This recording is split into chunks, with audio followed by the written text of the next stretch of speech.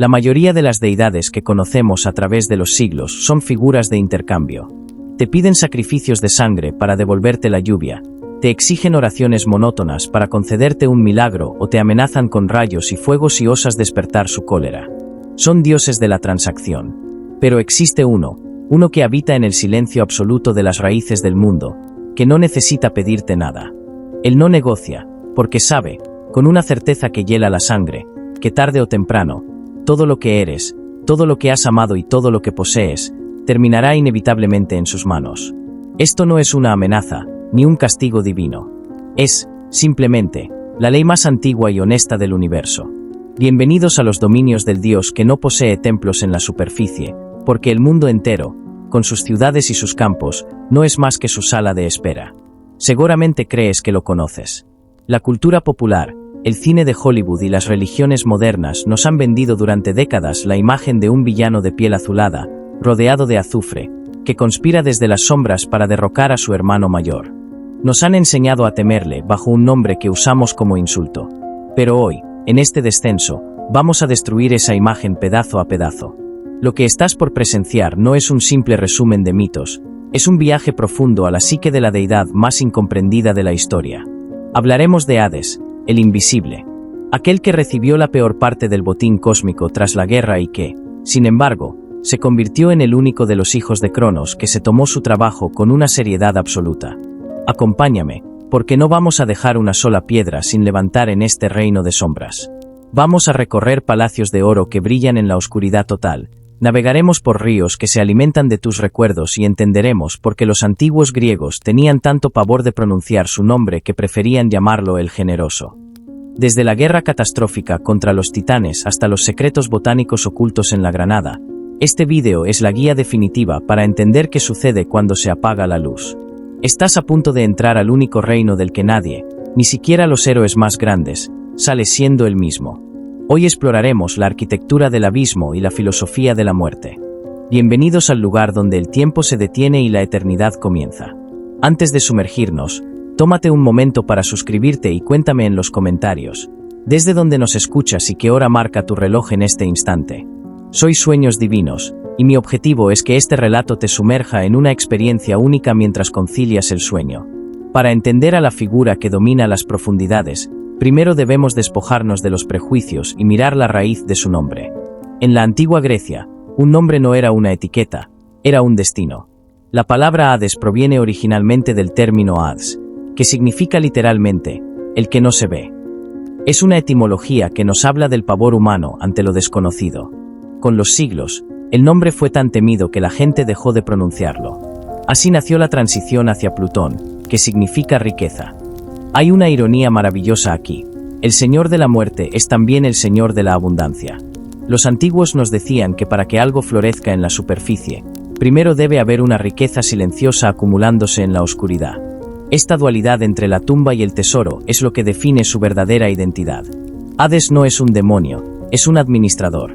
Si el Olimpo fuera una corporación, Zeus sería el director ejecutivo y Poseidón el jefe de logística, pero Hades sería el encargado de recursos humanos y auditoría interna. Aquel que asegura que las cuentas cierren y que nadie se salte el procedimiento final. En su oficina no hay maldad, solo una burocracia eterna que no acepta sobornos. Para comprender verdaderamente la personalidad sombría, reservada y casi estoica que define a Hades, no basta con mirar su palacio de ébano en el inframundo. Debemos retroceder en el tiempo, hacia el momento más traumático y fundacional de su existencia, un evento que marcaría su psicología y su relación con el mundo para siempre. Todo comienza en una era de caos, con una escena que salió terriblemente mal. Su padre, Cronos, el titán que personificaba el tiempo devorador, gobernaba el universo con un puño de hierro y una paranoia que rozaba la locura absoluta. Cronos no era un rey amado, era un tirano que vivía bajo la sombra de su propio crimen. Él mismo había derrocado a su padre, Urano, cortándole los genitales con una hoz de diamante. Y mientras cometía aquel acto de traición, una profecía maldita se le grabó a fuego en el alma. Así como él había traicionado a su progenitor, uno de sus propios hijos lo destronaría a él. Aquí es donde la historia se vuelve oscura, visceral y claustrofóbica. Cronos, en lugar de ser un padre protector o un guía, decidió que la mejor manera de burlar al destino era convertir su propio cuerpo en una prisión de máxima seguridad. Hades fue uno de los primeros en sufrir este destino atroz. Él no nació en una cuna de seda bajo la luz dorada del sol del Olimpo. Su primera experiencia consciente tras salir del vientre de su madre, la titánide Rea, fue ser engullido entero por las mandíbulas masivas de su padre. Imaginen la escena por un segundo. El frío del mundo exterior apenas dura un par de segundos antes de ser reemplazado por la humedad caliente y el vacío del tracto digestivo de un dios. Esto no fue una muerte rápida ni misericordiosa, fue el inicio de una pesadilla que duró eones. Hades, junto a sus hermanas Hestia, Deméter y Hera, y más tarde su hermano Poseidón, pasaron toda su infancia y gran parte de su juventud en una oscuridad absoluta. Estaban vivos, pero estaban enterrados.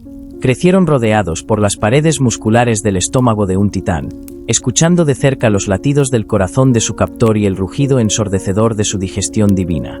Este periodo, que los mitólogos llaman el banquete de Cronos, es la clave para entender por qué Hades ama el silencio.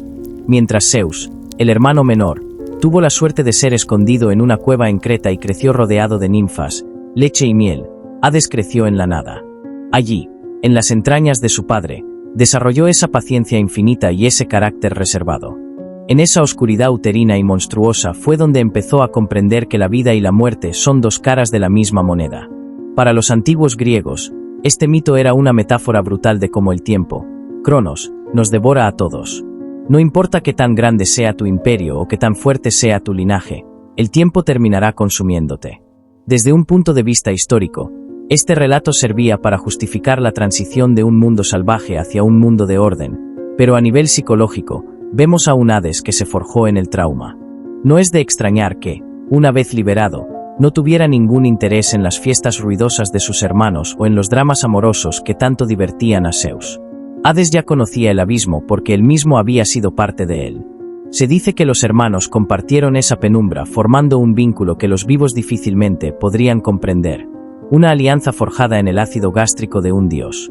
Esta experiencia también explica su relación con la invisibilidad. Él aprendió a existir sin ser visto mucho antes de tener su famoso yelmo. Aprendió a ser una presencia que acecha desde adentro, una fuerza que no necesita gritar para ser poderosa. Cuando finalmente Zeus regresó con una pócima preparada por la titánide Metis para hacer que Cronos vomitara a sus hijos, Hades salió al mundo no como un bebé indefenso, sino como un dios adulto, curtido por la negrura y listo para la guerra. Fue un nacimiento doble, primero el biológico y luego el de la liberación. Pero el precio de esa libertad fue llevarse la oscuridad del vientre de su padre grabada en las retinas para siempre. Por eso, mientras otros buscaban la gloria en el cielo, Hades siempre se sintió más cómodo en las profundidades, donde el eco de la soledad le recordaba el lugar donde realmente se formó su carácter. Una vez que los hijos de Cronos fueron liberados de las entrañas de su padre, el universo no se convirtió mágicamente en un lugar de paz y armonía. Todo lo contrario. Se desató la titanomaquia, una guerra de proporciones tan apocalípticas que harían que cualquier conflicto moderno pareciera una simple pelea de niños en un jardín. Fue el primer gran choque de la creación, donde el orden olímpico intentaba nacer de las cenizas del caos primordial. Durante 10 largos años, el cosmos fue un campo de batalla donde las leyes de la física se retorcían bajo el peso de dioses y titanes chocando entre sí. La tierra temblaba sin descanso y los cielos se teñían de un rojo perpetuo por el fuego divino. En este escenario de destrucción absoluta, mientras Zeus lanzaba rayos que incendiaban bosques enteros y Poseidón hacía que las montañas colapsaran en el mar, Hades ocupó un lugar mucho más sofisticado, letal y misterioso. Él no era el guerrero que buscaba el aplauso de las tropas en la vanguardia. Él era el estratega silencioso, el maestro de las operaciones especiales que entendía una verdad fundamental que sus hermanos a veces olvidaban. Las guerras no solo se ganan con fuerza bruta, sino quebrando la voluntad, la mente y la logística del enemigo. Aquí es donde entra en juego su arma más aterradora y fascinante, el yelmo de la invisibilidad, también conocido como la Kinee. Este objeto no fue forjado por manos comunes, sino que fue un regalo de los cíclopes, quienes lo crearon en las fraguas más profundas de la tierra como muestra de gratitud por haber sido liberados. Mientras los titanes se preparaban para defender sus fortalezas, confiados en su tamaño monumental, Hades se deslizaba entre ellos como una exhalación de aire gélido. Imagina la paranoia de los generales de Cronos. Rodeados de sus guerreros más poderosos, planeando el siguiente movimiento para aplastar a los dioses rebeldes, de repente, sin que nadie vea nada, las cuerdas de sus tiendas se cortan solas. Sus armas de bronce aparecen astilladas por la mañana. Sus planes de batalla son robados de debajo de sus almohadas. Hades se convirtió en el fantasma que los volvía locos, la representación misma del terror psicológico. Según algunas versiones menos conocidas pero fascinantes, Hades utilizó su invisibilidad para infiltrarse en el campamento central de Cronos y destruir sistemáticamente el arsenal de su propio padre. No necesitaba derribar al gran titán en un duelo a muerte frente a todos. Le bastaba con dejarlo desarmado, paranoico y vulnerable, mirando a las sombras y preguntándose en qué rincón de la oscuridad se escondía su hijo mayor. Este enfoque estratégico nos muestra que, desde el principio, Hades valoraba la eficiencia por encima de la gloria. Mientras Zeus se llevaba los laureles y los cantos épicos, Hades se encargaba de que la victoria fuera posible desde el anonimato. Cuando finalmente los titanes fueron derrotados y arrojados al Tártaro, ese abismo tan profundo que un yunque de bronce tardaría 9 días en llegar al fondo, los 3 hermanos vencedores se enfrentaron a un dilema inevitable. ¿Cómo dividirse el botín de la creación? No hubo una pelea a puñetazos ni una discusión diplomática que durara siglos. Decidieron resolverlo a la antigua usanza, mediante el azar, a través de un sorteo sagrado conocido como el Cleros. Pusieron 3 piedras dentro de un casco y acordaron que cada uno gobernaría el dominio que le tocara por suerte. Zeus sacó el cielo, convirtiéndose en el rey de las alturas. Poseidón sacó el mar, heredando las profundidades azules. Y a Hades le tocó el inframundo. Mucha gente asume erróneamente que Hades se sintió estafado, como si hubiera sacado la pajita más corta en un trato injusto. Pero esa es una visión moderna teñida por nuestro miedo a la muerte. En la mentalidad de los antiguos griegos, y especialmente en la perspectiva del propio Hades, esto no fue un exilio, sino la asignación de la responsabilidad más pesada del universo. Mientras sus hermanos lidiaban con la volatilidad de los mortales y las tormentas, Hades recibió el reino más estable y, a largo plazo, el más grande de todos. Él no era el hermano perdedor, era el hermano que se quedaba con el control absoluto de la contabilidad final del cosmos. Cuando el último de los titanes fue encadenado en el abismo, un silencio sepulcral cayó sobre el cosmos. El viejo orden había muerto, pero el nuevo aún no tenía forma. Los 3 hermanos, Zeus, Poseidón y Hades, se encontraban sobre las cenizas de la guerra, sosteniendo el destino de la existencia en sus manos. Fue entonces cuando decidieron realizar el sorteo que mencionamos anteriormente. Pero detengámonos un momento a imaginar la tensión de ese instante. Pusieron las suertes en un casco.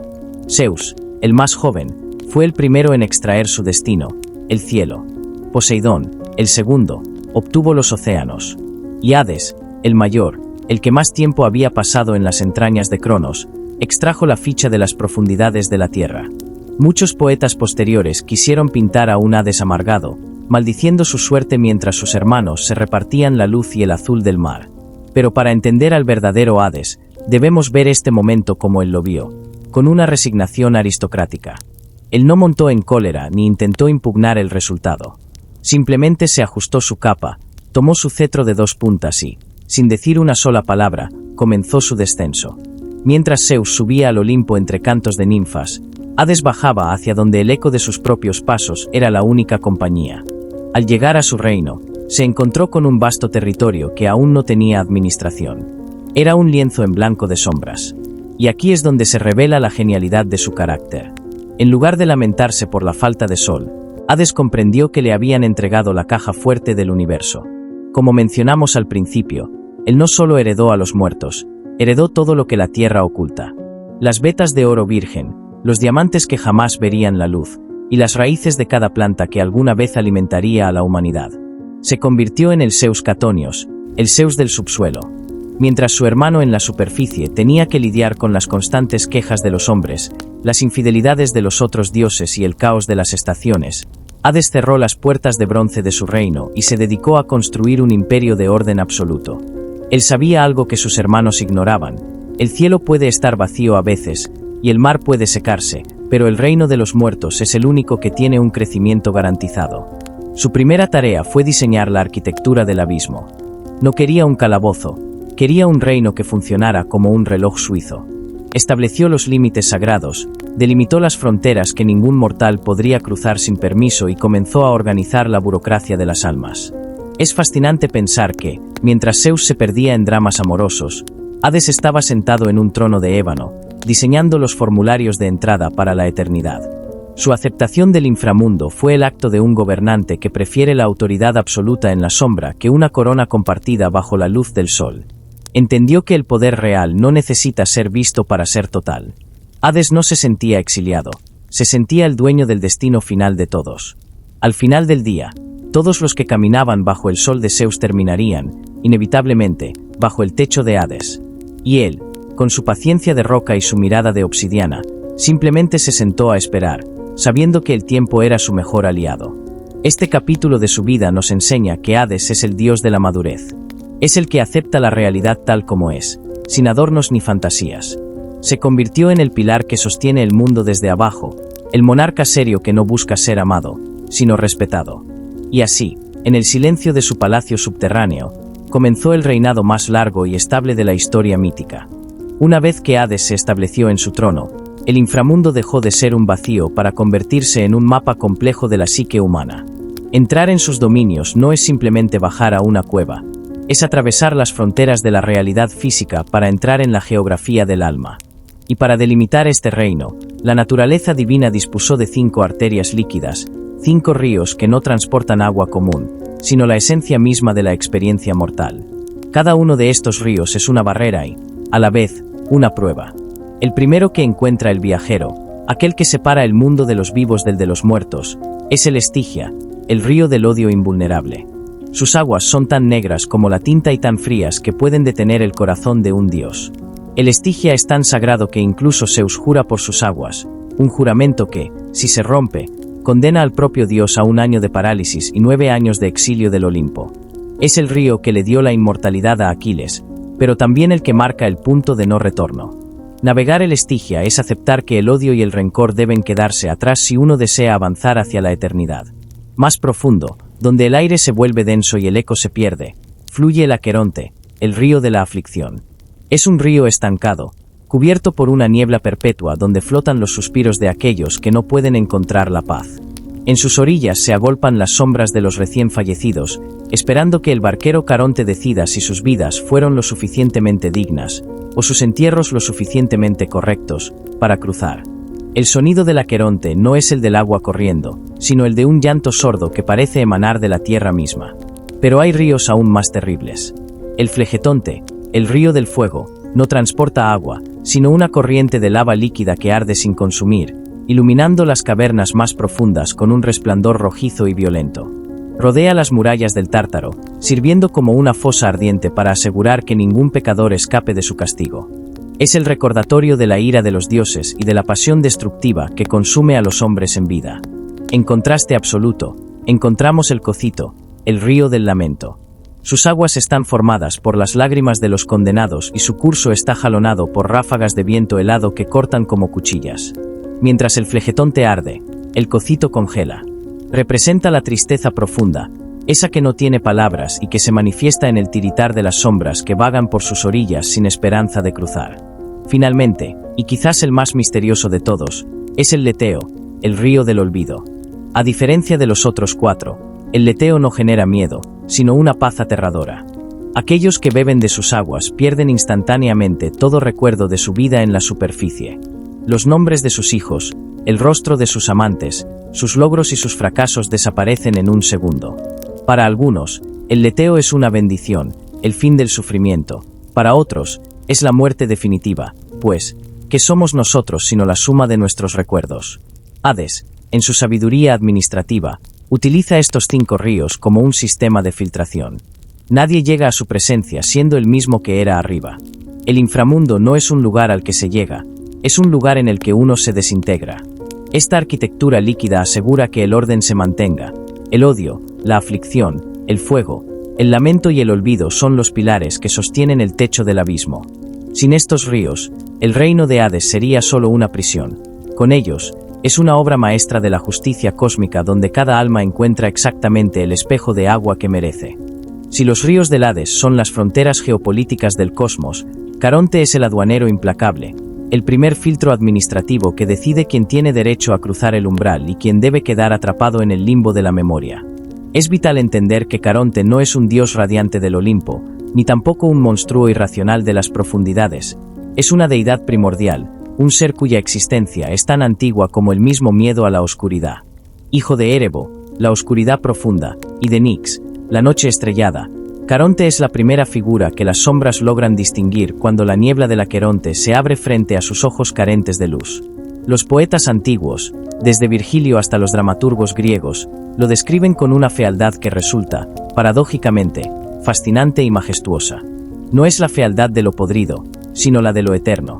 Lo pintan como un anciano de fuerza sobrenatural, con ojos que no parpadean y que brillan con el fulgor de las brasas de un incendio que se niega a morir. Su barba es larga, canosa y descuidada, como un jardín de algas secas, y sobre sus hombros carga una túnica andrajosa, anudada con un lazo rústico, que parece haber sido tejida con los mismos hilos de la sombra. Caronte no navega por placer, ni por compasión, ni por una vocación de guía espiritual. Él es una pieza de engranaje, un diente necesario en la maquinaria burocrática del reino de Hades. Su trabajo es solitario, monótono y eterno: empujar una pesada barca de madera, podrida pero indestructible, a través de las aguas lodosas, espesas y estancadas que separan la vida de la eternidad. Él transporta los restos espirituales de la humanidad, pero para subir a su embarcación hay un precio simbólico, pero inviolable, que no admite rebajas, ni súplicas, ni sobornos de última hora. Aquí es donde la arqueología y el mito se funden en una realidad histórica tangible. Seguramente has oído hablar de la antigua costumbre de poner monedas sobre los párpados o bajo la lengua de los difuntos. Ese óvulo, esa pequeña pieza de metal, no era una propina para la codicia del barquero. Era, en realidad, un certificado de pertenencia. La moneda servía como prueba jurídica de que el fallecido no era un paria. Era la evidencia de que había recibido los ritos funerarios adecuados y que su sociedad, su familia o sus amigos lo habían despedido con el respeto que exige la ley divina. Para un griego antiguo, morir sin esa moneda era una tragedia que superaba con creces el dolor de la propia muerte física. ¿Qué ocurría entonces con los olvidados? ¿Qué pasaba con los mendigos que morían en la soledad de una callejuela, con los náufragos cuyos cuerpos eran devorados por los peces, o con los guerreros que quedaban abandonados a la intemperie en campos de batalla remotos? Aquí es donde la figura de Caronte adquiere su tinte más aterrador y melancólico. Aquellos que llegaban al muelle con las manos vacías y la boca seca eran empujados fuera de la barca por el remo calloso del barquero. No se les permitía entrar, pero tampoco podían regresar a la vida.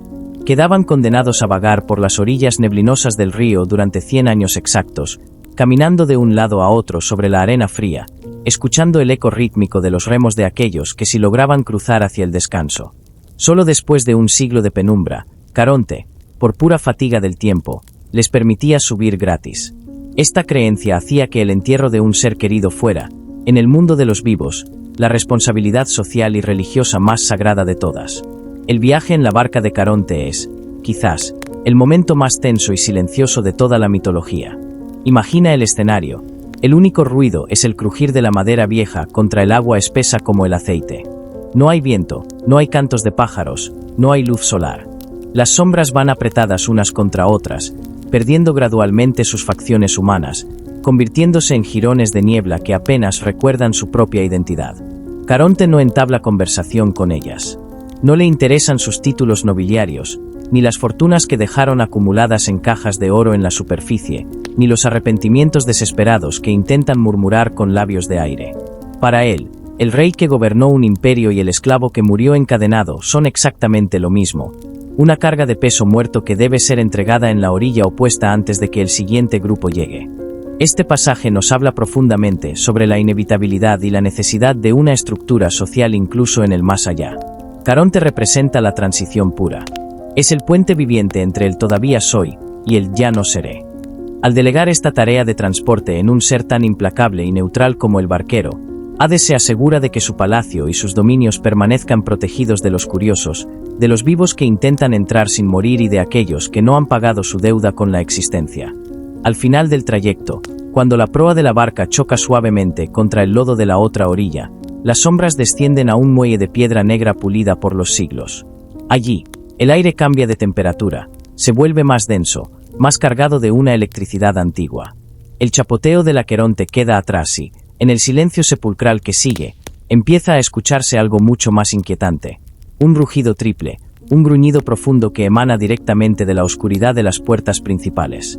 Porque Caronte solo te deja en la entrada del laberinto, pero quien vigila esa puerta es una criatura que no conoce el concepto de la moneda, que no entiende de ritos y que jamás ha sentido el roce de la misericordia. Una vez que la barca de Caronte se aleja de nuevo hacia la niebla del Aqueronte, el alma recién llegada se encuentra sola frente a una estructura que desafía la razón humana, las puertas del Hades. Pero este umbral no está protegido por cerrojos de hierro o murallas de piedra, sino por una presencia biológica, una masa de músculos, colmillos y furia que los griegos llamaron Cerbero. Él es el perro del infierno, pero llamarlo simplemente perro es como llamar a un incendio forestal una simple fogata. Cerbero es el hijo de los monstruos más aterradores de la cosmogonía griega. Tifón, una bestia tan colosal que sus dedos tocaban las estrellas, y Equidna, la madre de todos los monstruos, mitad mujer y mitad serpiente. De esa unión de pesadilla nació el guardián de Hades. Su fisonomía es un catálogo de horrores, aunque la tradición popular nos dice que tiene 3 cabezas. Algunos poetas antiguos como Hesiodo afirmaban que poseía 50 o incluso 100. Sin embargo, el número 3 es el que ha perdurado, representando quizás el pasado, el presente y el futuro, 3 tiempos que se detienen en el momento en que cruzas su sombra. Pero su anatomía no termina en sus cabezas. De su lomo no nace pelo común, sino una selva de serpientes siseantes que se retuercen con cada uno de sus movimientos, y su cola no es de cánido, sino una serpiente terminada en un aguijón capaz de inyectar el veneno más letal del cosmos. Su ladrido no es un sonido animal, es un estruendo metálico que hace vibrar las placas tectónicas del inframundo, un sonido que te recuerda que has dejado atrás el mundo de la luz. Es vital entender la función específica de Cerbero, porque aquí reside una de las paradojas más fascinantes del reino de Hades. A diferencia de los perros guardianes de nuestro mundo, que están entrenados para evitar que los extraños entren, Cerbero está allí para evitar que los habitantes salgan. A Hades no le importa quién entra. Después de todo, su reino es el destino final de todos. Cerbero es, de hecho, extrañamente hospitalario con los recién llegados. Se dice que cuando una sombra cruza el umbral por primera vez, el monstruo mueve sus colas de serpiente y agacha sus 3 cabezas en un gesto de bienvenida casi tétrico. Él te deja pasar con una cortesía monstruosa. Sin embargo, el horror comienza si intentas dar un paso atrás. En el momento en que un alma intenta regresar hacia el muelle de Caronte, Cerbero se transforma. Las 3 cabezas muestran los colmillos, las serpientes de su lomo se yerguen y el animal se convierte en una barrera infranqueable. Él es el sello vivo de la irrevocabilidad de la muerte. Su presencia garantiza que el equilibrio del universo se mantenga. Lo que pertenece a la Tierra, se queda en la Tierra.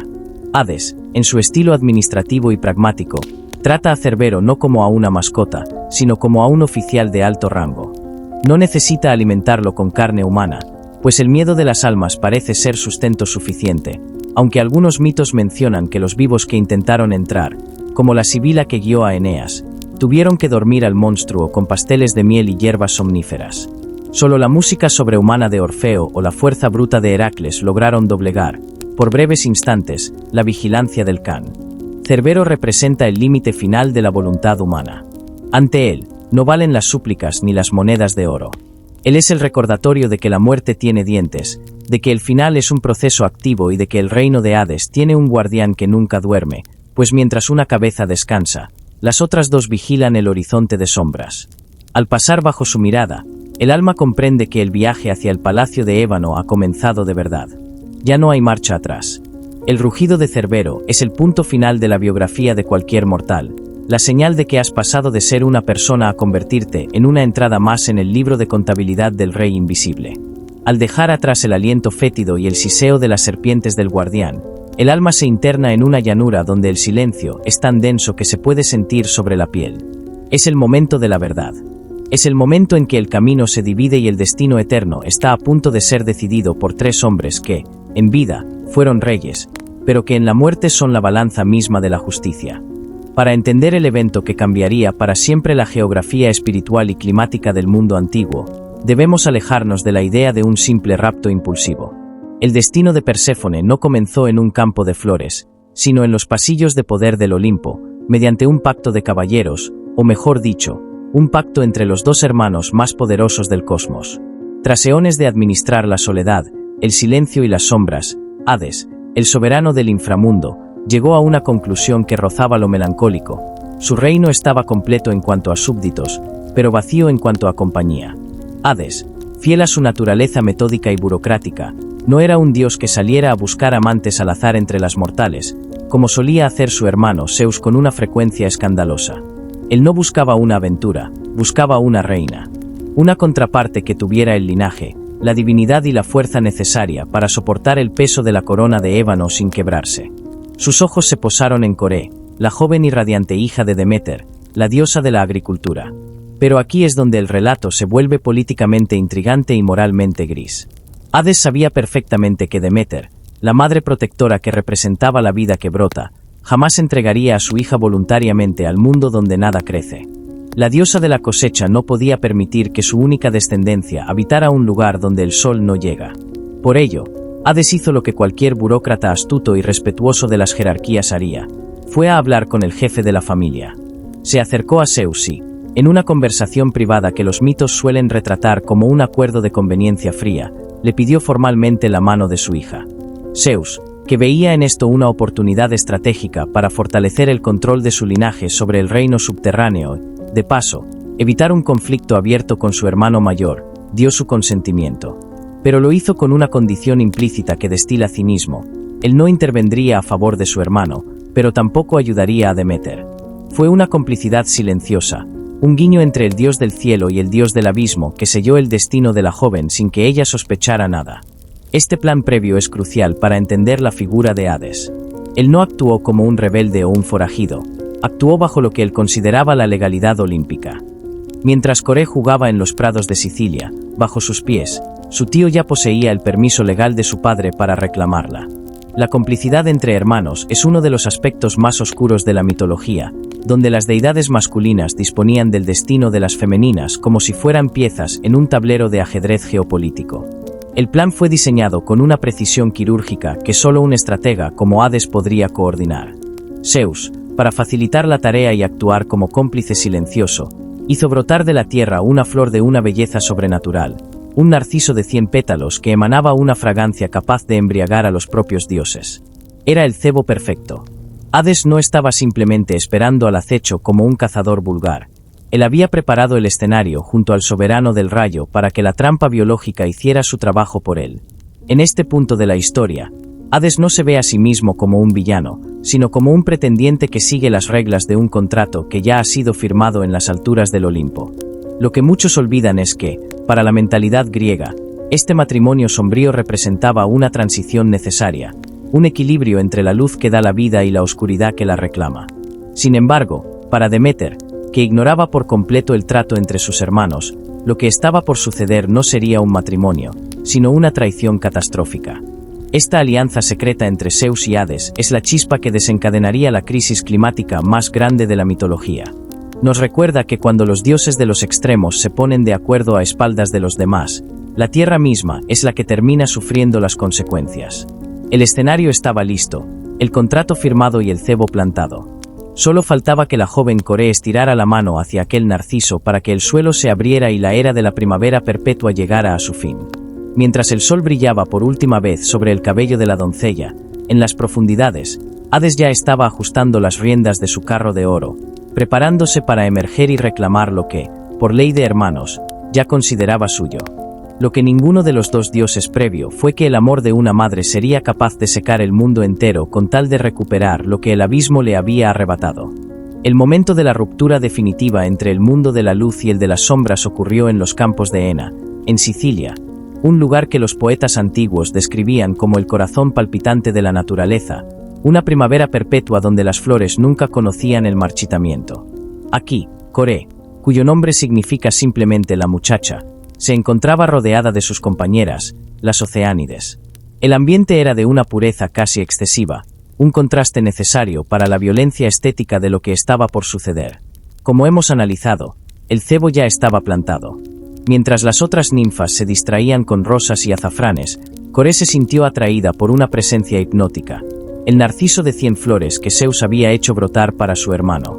La mitología nos dice que la fragancia de esta flor era tan potente que hacía sonreír a todo el cielo y a la tierra misma. Era una trampa sensorial. En el instante preciso en que la joven doncella estiró sus dedos para arrancar la planta, el suelo bajo sus pies no solo se agrietó, explotó con un sonido que imitaba el de 1000 truenos subterráneos. Desde las profundidades del Erebo surgió, con una violencia que desafiaba la gravedad, el carro de oro de Hades. Los 4 caballos inmortales, negros como el vacío mismo y con ojos que despedían chispas de azufre, exhalaban el frío de la tumba sobre la hierba cálida de Sicilia. Imaginen el impacto visual y auditivo de esta escena, el estruendo de la tierra partiéndose, el relincho de las bestias abisales y la figura imponente de Hades, vestido con su armadura de hierro, emergiendo del abismo. Hades no perdió tiempo en discursos ni en galanterías. Actuó con la eficacia fría de quien sabe que está ejecutando un mandato cósmico. Con un movimiento rápido y firme, tomó a Coré por la cintura y la subió a su carro.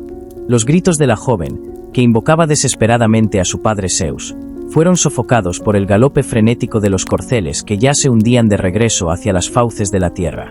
Zeus, desde su trono en el Olimpo, escuchó los gritos pero, como ya sabemos, desvió la mirada, cumpliendo su parte del pacto silencioso. La tierra se cerró con la misma rapidez con la que se había abierto, dejando tras de sí un silencio absoluto, solo interrumpido por el aroma del narciso desvaneciéndose y la vista de unos pocos pétalos aplastados sobre el barro. Este descenso no fue solo un rapto físico, fue el fin de una era para la humanidad. En ese preciso instante, Coré dejó de ser la niña de las flores para comenzar su metamorfosis hacia algo mucho más denso, oscuro y complejo. La desaparición de la doncella no pasó desapercibida por mucho tiempo.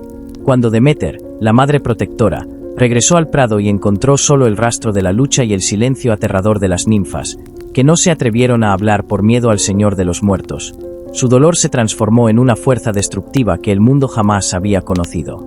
Aquí el mito adquiere una escala global. Deméter no era solo una madre triste, era la divinidad de la que dependía cada gramo de alimento sobre la faz de la tierra. En su angustia, la diosa se despojó de sus vestiduras divinas, se cubrió con un manto oscuro y comenzó una búsqueda desesperada que duraría 9 días y 9 noches. Recorrió cada rincón del mundo conocido con antorchas encendidas, sin probar bocado de ambrosía ni beber una gota de néctar. Su ausencia de funciones tuvo un impacto catastrófico inmediato. En su ira contra la tierra que permitió que su hija fuera tragada, Deméter maldijo el suelo. Las semillas que ya estaban plantadas se pudrieron en los surcos antes de brotar. Los bueyes, confundidos por la esterilidad del aire, morían bajo sus yugos. La lluvia caía, pero en lugar de dar vida, parecía enlodar aún más un mundo que se moría de hambre. Fue la primera gran hambruna de la historia mítica, un invierno volcánico que amenazaba con extinguir a la especie humana. El dolor de una madre estaba poniendo en jaque la economía energética del universo. Si los humanos morían, no habría nadie para ofrecer sacrificios a los dioses.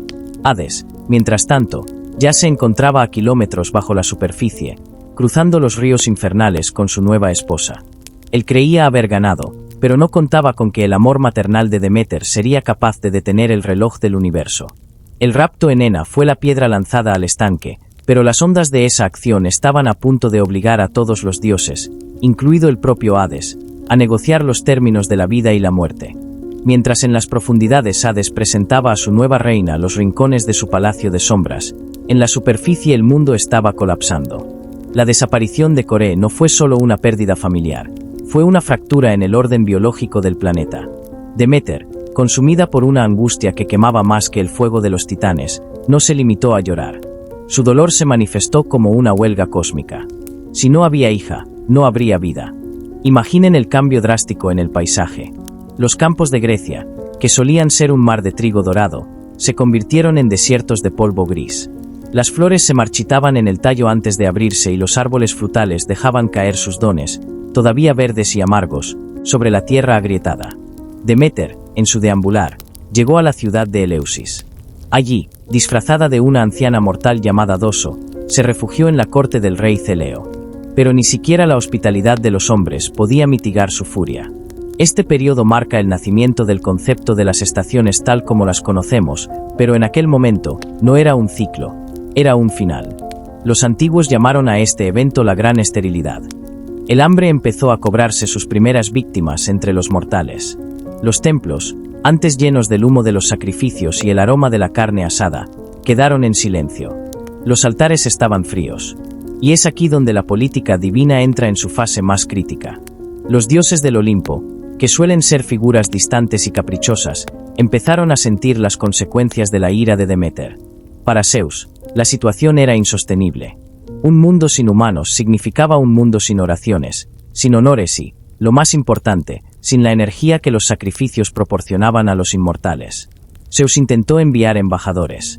Primero fue Iris, la mensajera del arco iris, quien descendió con palabras dulces y promesas de honores para convencer a Deméter de que regresara al Olimpo y devolviera la fertilidad a la tierra. La respuesta de Deméter fue cortante como el frío de enero. Ella no pondría un pie en el Olimpo ni permitiría que brotara una sola brizna de hierba hasta que sus ojos volvieran a ver el rostro de su hija.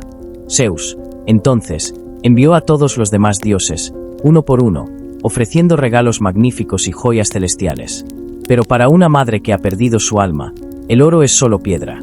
La diosa de la agricultura permanecía sentada en su templo de Eleusis, envuelta en su manto oscuro, mirando al horizonte con una fijeza que asustaba a los propios dioses. Fue entonces cuando el soberano del rayo comprendió que su pacto secreto con Hades estaba a punto de costarle su propio imperio. No podía obligar a Deméter por la fuerza, porque ella controlaba el sustento de la creación. Y tampoco podía simplemente ignorar a Hades, que ya había tomado posesión legal de su esposa. El universo estaba en un punto muerto, una crisis diplomática entre el cielo, la tierra y el abismo. La descripción de este invierno global, en los himnos homéricos, es desgarradora. Se habla de niños llorando por un trozo de pan seco y de bueyes que caían muertos mientras intentaban arar una tierra que se había vuelto tan dura como el hierro. El mensaje de Deméter era claro: si el inframundo se quedaba con su hija, el mundo de arriba se convertiría en un espejo del inframundo. La muerte no solo reinaría abajo, reinaría en cada rincón donde antes hubo vida. Zeus se vio obligado a tomar la decisión más difícil de su reinado. Tenía que romper el pacto de silencio. Tenía que enviar a alguien al único lugar al que los dioses temen mirar. Tenía que enviar a Hermes, el mensajero de los pies alados, a las profundidades del Erebo para dar una orden que Hades, por primera vez en su eternidad, podría no querer obedecer. El destino de la humanidad ya no dependía de la lluvia o del sol, sino de lo que ocurriera en una mesa de negociación en el corazón de las tinieblas. En el corazón del palacio de ébano, donde las sombras se proyectan largas y el silencio es una presencia física, Hermes, el mensajero de las sandalias aladas, se presentó ante el trono del rey invisible. Llevaba consigo una orden que no admitía réplicas. Zeus exigía la devolución inmediata de la muchacha. El mundo de la superficie estaba agonizando bajo el frío manto de Deméter, y el equilibrio del cosmos pendía de un hilo. Hades escuchó el mensaje de su hermano con una calma que rozaba lo insultante. No hubo gritos de protesta ni gestos de furia. Como el perfecto burócrata que es, el dios del inframundo asintió. Accedió a liberar a su esposa, permitiendo que regresara con su madre para salvar a la humanidad del hambre. Pero Hades, el estratega que había ganado la guerra contra los titanes desde las sombras, nunca daba un paso atrás sin haber asegurado primero su posición. Sabía que, según las leyes primordiales de su reino, cualquiera que consumiera alimento en los dominios de la muerte quedaría ligado a ellos para siempre. Justo cuando Perséfone, llena de una alegría contenida por la idea de volver a ver la luz del sol, se disponía a subir al carro de oro de Hermes, Hades realizó un gesto de una sutileza magistral. Con una suavidad que contrastaba con su imponente figura, le ofreció una fruta, una granada roja, brillante y madura, recolectada de los jardines subterráneos que crecían bajo la luz de las gemas. No fue un banquete fastuoso, solo fueron unas pocas semillas, pequeñas y dulces como gotas de sangre cristalizada. En la mitología, la granada es un símbolo de una complejidad abrumadora, representa la fertilidad, el matrimonio, pero también la sangre y la permanencia. Al aceptar y comer esas semillas, algunos dicen que fueron 3, otros que 7, Perséfone no solo estaba calmando su hambre, estaba firmando el primer contrato matrimonial indisoluble de la historia, uno escrito no con tinta, sino con jugos biológicos. Aquí es donde debemos detenernos y analizar la psicología de este momento. ¿Fue Perséfone engañada por la astucia de su marido, o fue una participante consciente en este pacto de sombras? Algunos estudiosos sugieren que la joven diosa, tras pasar tiempo en el trono junto a Hades, ya no era la doncella inocente que recogía flores.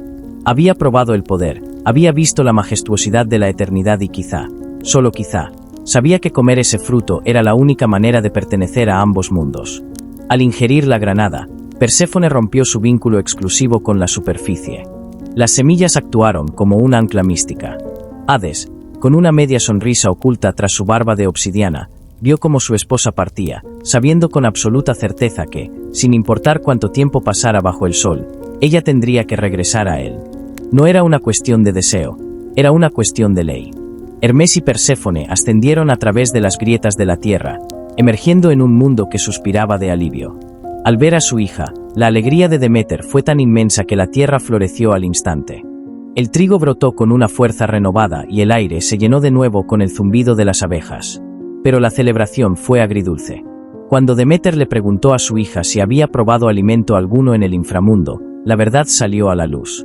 El pacto de la granada era irrevocable. Zeus, actuando como el juez final, dictó la sentencia que rige nuestras vidas hasta hoy. Por cada semilla de granada consumida, Perséfone pasaría un mes en el reino de las sombras. Así nació el ciclo de las estaciones. Cuando la reina desciende, Deméter retira sus dones y el invierno cubre la tierra. Cuando ella asciende, la primavera renace. Este contrato de sangre nos muestra a un Hades que no necesita cadenas de hierro para retener lo que ama. Le bastó con un pequeño fruto y el conocimiento de las leyes universales. La granada se convirtió en el sello de una unión que reconcilia la vida con la muerte, recordándonos que incluso en el corazón de la primavera, late una pequeña semilla de oscuridad que espera pacientemente su turno para regresar al trono de ébano. Existe una idea errónea, alimentada por siglos de arte romántico, que pinta a Perséfone como una figura pasiva, una prisionera melancólica que suspira por la luz del sol mientras se sienta a la sombra de un marido severo. Nada podría estar más alejado de la realidad de los textos antiguos. Con el paso de los siglos, la joven Coré, la doncella, murió simbólicamente para dar paso a Perséfone, la soberana de hierro cuya autoridad en el inframundo no tenía fisuras. Al aceptar las semillas de la granada, ella no solo aceptó un esposo, aceptó una función cósmica. Si Hades es el arquitecto y administrador del abismo, Perséfone se convirtió en su brazo ejecutor, la guardiana de la moralidad de las sombras. En los himnos órficos y en las plegarias de los antiguos griegos, su nombre era pronunciado con un respeto que rayaba en el terror puro. Ella dejó de ser la niña que recogía flores para convertirse en la diosa terrible, aquella que vigila que los castigos del Tártaro se cumplan con una precisión matemática. Es fascinante observar que, en muchos mitos, cuando un héroe se atreve a descender al inframundo, no es a Hades a quien deben convencer o temer más, sino a su reina. Perséfone desarrolló una frialdad y una determinación que asustaban incluso a los habitantes del Olimpo.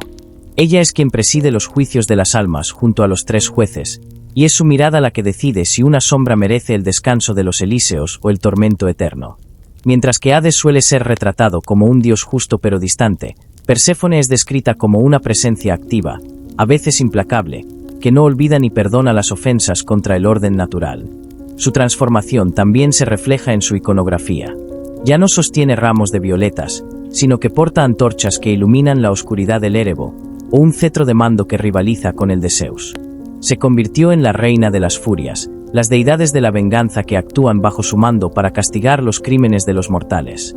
Esta dualidad es lo que la hace única. Es la única deidad que entiende perfectamente ambos mundos.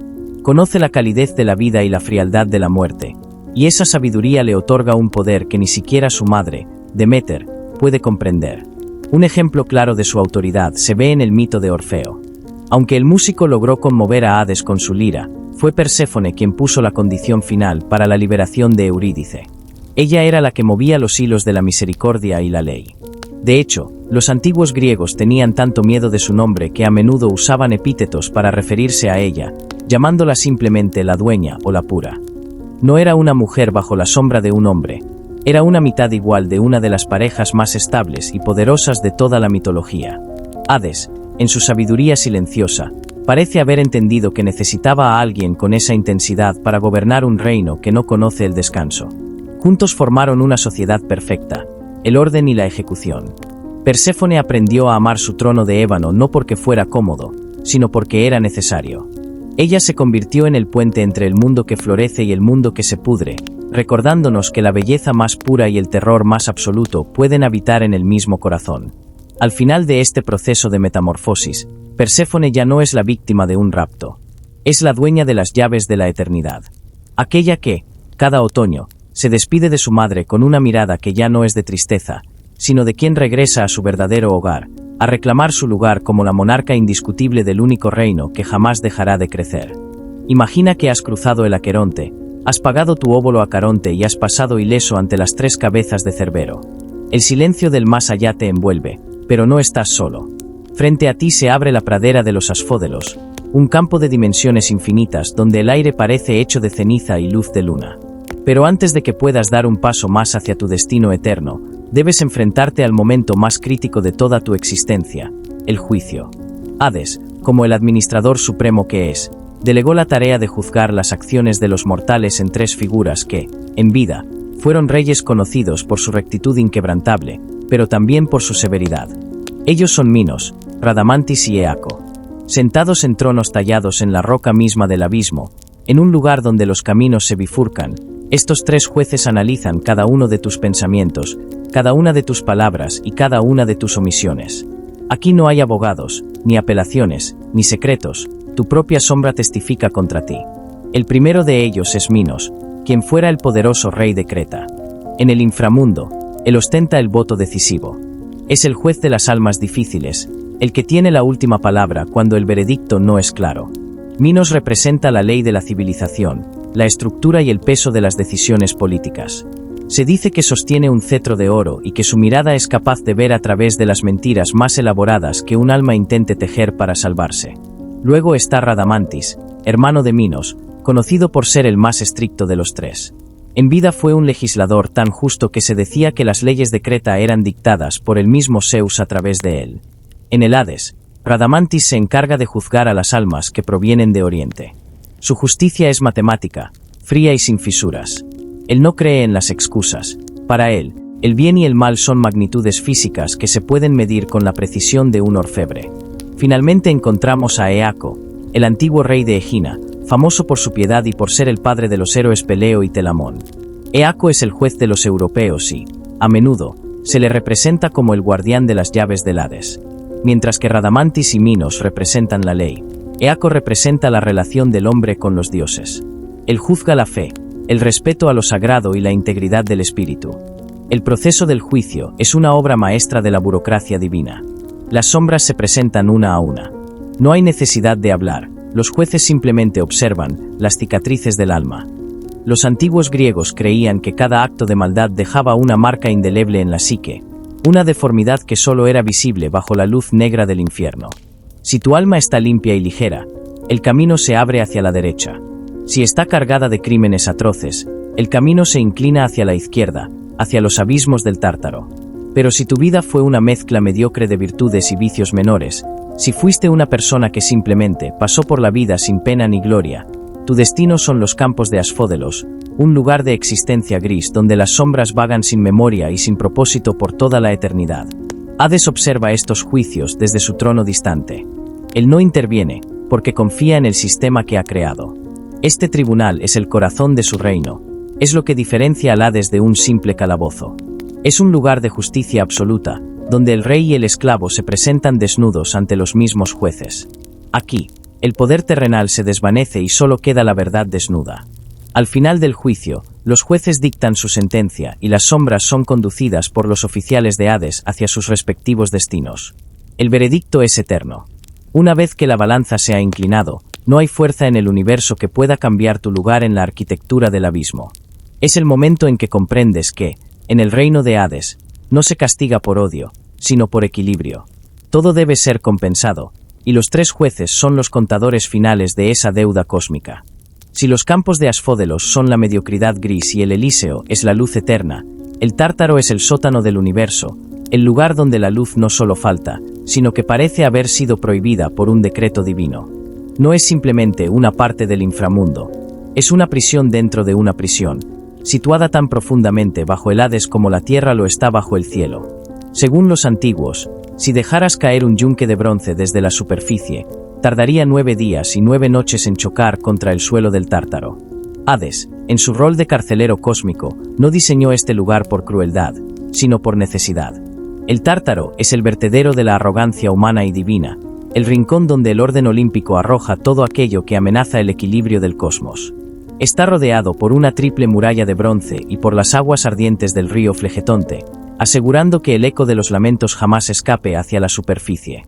Aquí encontramos a los aristócratas del sufrimiento, aquellos que no solo pecaron, sino que intentaron engañar a los dioses o desafiar las leyes fundamentales de la existencia. El caso más icónico es el de Sísifo, el rey más astuto de Corinto. Sísifo cometió el error de creer que su inteligencia era superior a la de Hades.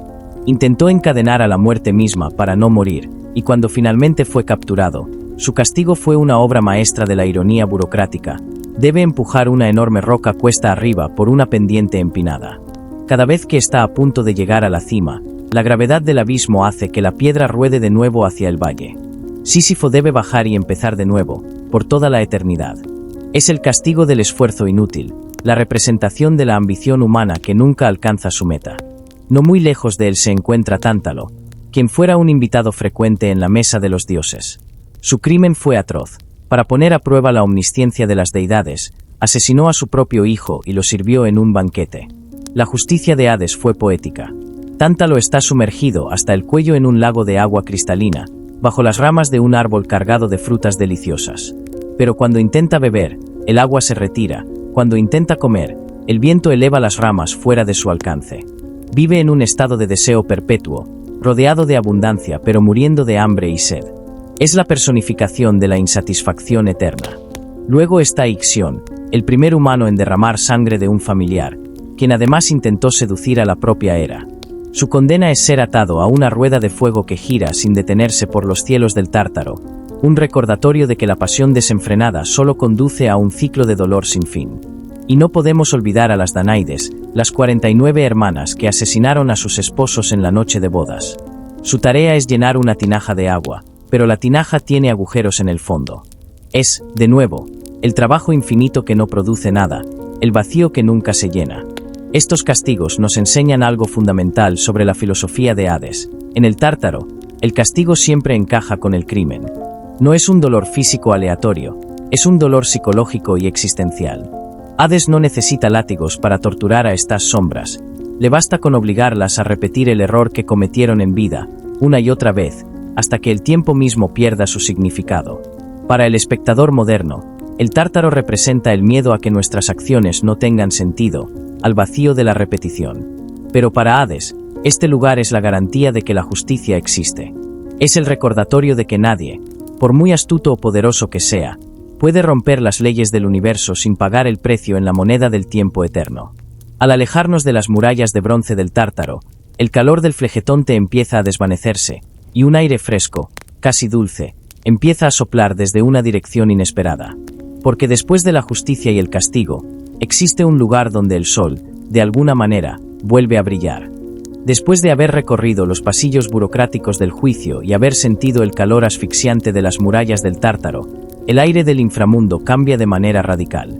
Existe un rincón en los dominios de Hades donde la oscuridad no es opresiva, sino que se transforma en una penumbra dorada, una luz que no proviene del sol de Zeus, sino de la propia tierra.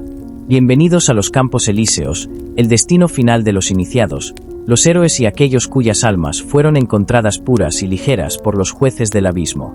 Entrar en el Elíseo es como despertar de una pesadilla larga y fría.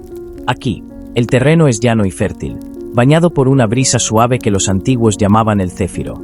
A diferencia de la monotonía gris de los asfódelos, en el Elíseo la naturaleza parece estar en una celebración perpetua.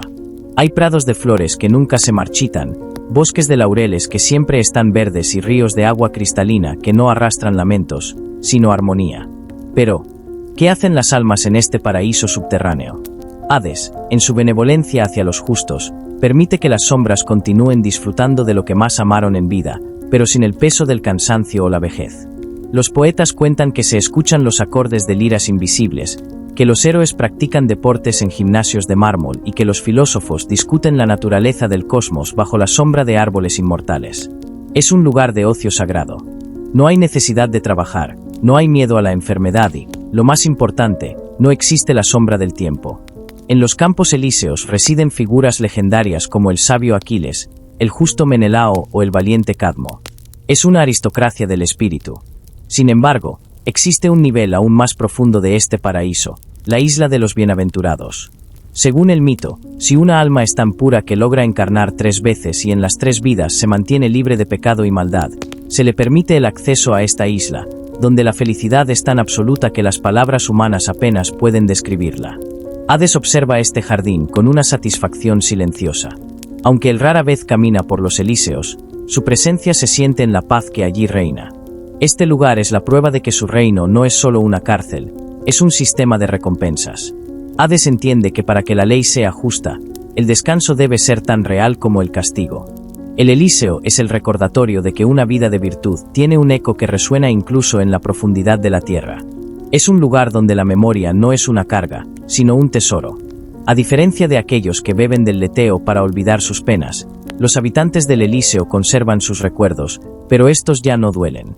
Han encontrado la reconciliación con su propia historia. Al mirar estos campos, comprendemos que el reino de Hades es, en última instancia, el espejo del mundo de arriba, pero un espejo que finalmente ha dejado de temblar y ha encontrado la paz. Sin embargo, ni siquiera en este paraíso el rey está exento de las pasiones. Porque incluso un dios hecho de piedra y sombras tiene rincones en su historia donde el deseo y la pérdida dejaron una huella. Al dejar atrás la música del Elíseo, debemos adentrarnos en los mitos más personales de Hades, sus amores prohibidos y las plantas que nacieron de su dolor. Aunque Hades tiene la fama, bien merecida, de ser el esposo más fiel y estable de todo el panteón griego, lo cual no es poco decir si miramos el caos matrimonial de Zeus o Poseidón, su historial no está completamente exento de sombras sentimentales. Sin embargo, lo que hace que estas historias sean fascinantes no es solo el desliz del dios, sino la reacción implacable de Perséfone. Aquí es donde vemos que la antigua doncella de las flores no se anda con juegos cuando se trata de marcar su territorio en el abismo. El caso más famoso es el de la ninfa Mente, o Minte. Ella era una criatura acuática asociada al río Cocito, el río del lamento. Según cuentan las crónicas, Mente fue la amante de Hades antes de que él decidiera raptar a Perséfone, o quizá, fue una aventura que surgió en los primeros siglos del matrimonio. Pero Mente cometió el error más grave que se puede cometer frente a un dios, la ibris o soberbia.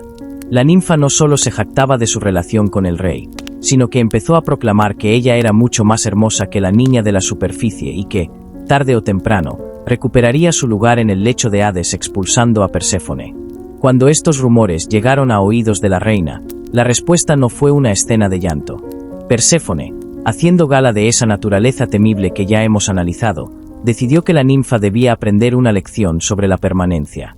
En un arranque de furia divina, Perséfone interceptó a Mente y, según algunas versiones, la pisoteó con tal fuerza que la ninfa se desintegró contra el suelo. Pero de los restos de aquella ninfa aplastada surgió una planta nueva. Hades, quizá por lástima o para conservar un recuerdo sutil de su antigua pasión, le otorgó a esta planta un aroma dulce y penetrante. Así nació la menta. Es una ironía poética, una planta que crece a ras del suelo, recordando que fue pisoteada, pero que al ser estrujada libera una fragancia que cautiva los sentidos. Los antiguos griegos utilizaban la menta en los rituales funerarios para purificar el aire de la muerte, uniendo para siempre el nombre de la amante con el reino de la esposa. Pero el caso de la ninfa Leuce es radicalmente distinto y nos permite ver una faceta de Hades que rara vez se explora, su capacidad para el duelo y la ternura. Leuce, cuyo nombre significa blanca, era una de las hermosas hijas de Océano. Hades se enamoró de ella con una intensidad inusual y se la llevó a sus dominios. Sin embargo, a diferencia de Perséfone, Leuce no era una deidad olímpica y su naturaleza, aunque divina, estaba sujeta a una forma de finitud. Cuando Leuce murió por causas naturales, un concepto extraño pero poético dentro del mito, Hades no reaccionó con la frialdad de un administrador. Se dice que su dolor fue profundo y silencioso.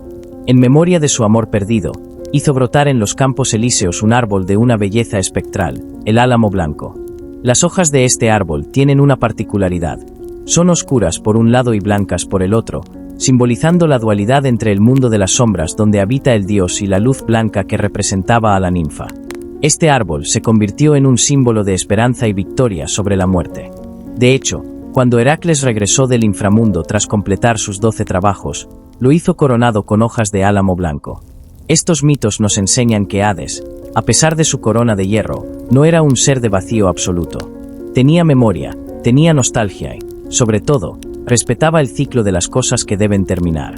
La presencia de la menta y el álamo en el Hades nos recuerda que incluso en el reino de lo invisible, el amor y el deseo dejan una huella botánica. Hades es el dios de lo que se entierra, pero también de lo que, a pesar de estar enterrado, sigue emitiendo una fragancia o proyectando una sombra. Pero el silencio de su palacio pronto sería interrumpido, pues ningún lugar, ni siquiera el fondo del universo, está a salvo de la arrogancia de los héroes vivos. Después de haber recorrido los ríos de la aflicción, de haber presenciado el juicio de las almas y de haber entendido el equilibrio sagrado entre el trono de ébano y la corona de flores, es momento de regresar a la superficie. Pero antes de que la luz del sol vuelva a tocar nuestras retinas, debemos hacernos la pregunta fundamental. ¿Por qué los antiguos griegos, una civilización que amaba la belleza, la fuerza y la vida por encima de todas las cosas, crearon a un dios como Hades? La respuesta es que Hades no es solo un mito, es una necesidad psicológica. Él representa la única verdad que el ser humano no puede negociar, el orden. En un cosmos que a menudo parece caótico, donde los dioses del cielo son caprichosos y los mares son traicioneros, Hades es la constante. Él es el que asegura que el ciclo se complete. Sin él, la vida perdería su valor, porque es precisamente el límite lo que otorga significado a la experiencia. Como una granada que debe ser consumida para que sus semillas den vida, nosotros debemos pasar por su reino para que el universo siga girando. A lo largo de este viaje, hemos destruido la imagen del villano de caricatura. Hemos descubierto a un Dios que es, en esencia, un servidor. Un soberano que aceptó el exilio de la luz para que el resto de nosotros pudiera tener un lugar donde descansar cuando el peso de la existencia se volviera insoportable. Hades es el hospitalario, no por ironía, sino porque es el único que tiene una habitación preparada para cada uno de nosotros, sin importar quiénes fuimos o qué hicimos bajo el sol.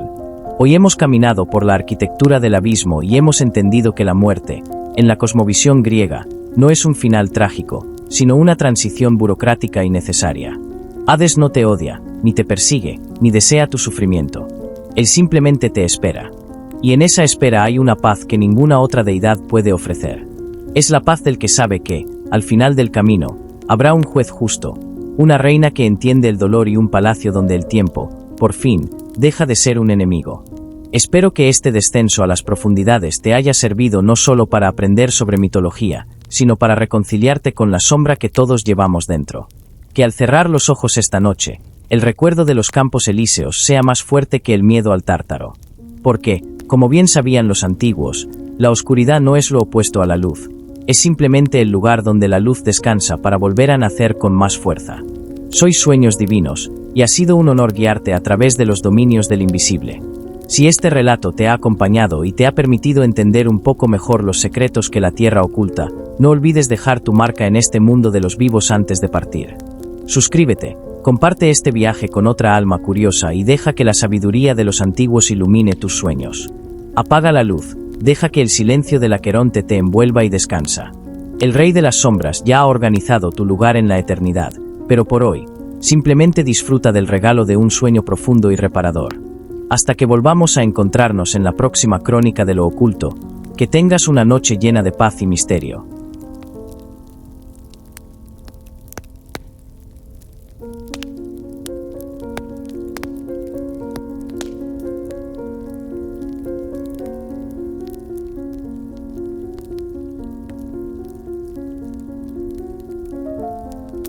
El reino de Hades es, por definición, un lugar sin salida. Un sistema perfecto diseñado para que la entropía del universo se detenga y se organice. Sin embargo, la mitología griega está llena de figuras que sufren de una enfermedad llamada hibris, la arrogancia de creer que las leyes de la naturaleza no se aplican a ellos.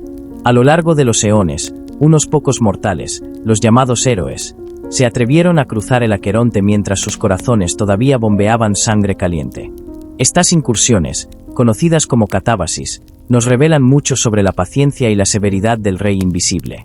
El caso más conmovedor es el de Orfeo, el músico cuya lira podía hacer que las piedras lloraran. Orfeo no entró al Hades con armas, sino con belleza.